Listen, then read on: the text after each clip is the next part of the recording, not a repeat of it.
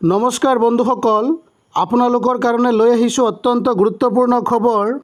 ভাৰতৰ মাননীয় প্ৰধানমন্ত্ৰী নৰেন্দ্ৰ মোদী ডাঙৰীয়াই বাংলাদেশৰ হিন্দু ধৰ্মাৱলম্বী লোকসকলৰ সিকিউৰিটিৰ বিষয়টো আমেৰিকাৰ ৰাষ্ট্ৰপতিৰ লগত আলোচনা কৰিছে।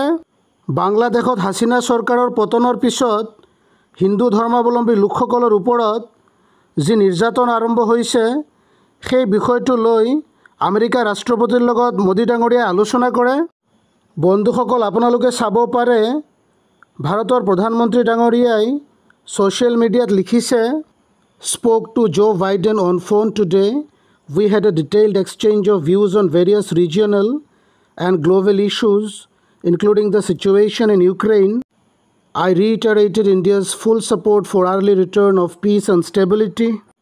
We also discussed the situation in Bangladesh and stressed on need for early restoration of normalcy and ensuring the safety and security of minorities, especially Hindus in Bangladesh.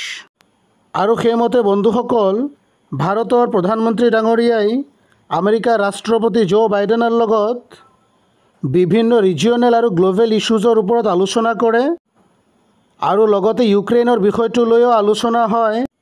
আৰু ইউক্ৰেইনত পিচ আৰু ষ্টেবিলিটিৰ কাৰণে ভাৰতে ছাপোৰ্ট কৰিব বুলি জনায় আৰু বাংলাদেশত নৰ্মেলচি ঘূৰাই অনাৰ বিষয়টোত গুৰুত্ব প্ৰদান কৰে আৰু লগতে বাংলাদেশত থকা হিন্দু আৰু অন্যান্য সংখ্যালঘু লোকসকলৰ ছেফটি আৰু ছিকিউৰিটিৰ বিষয়টো আমেৰিকাৰ ৰাষ্ট্ৰপতিৰ লগত আলোচনা কৰে। ভাৰতৰ প্ৰধানমন্ত্ৰী ডাঙৰীয়াই 15 আগষ্টত দিয়া ভাষণতো বাংলাদেশৰ হিন্দু ধৰ্মাৱলম্বী লোকসকলৰ বিষয়টো উত্থাপন কৰিছিল। We hope this video was informative and helpful.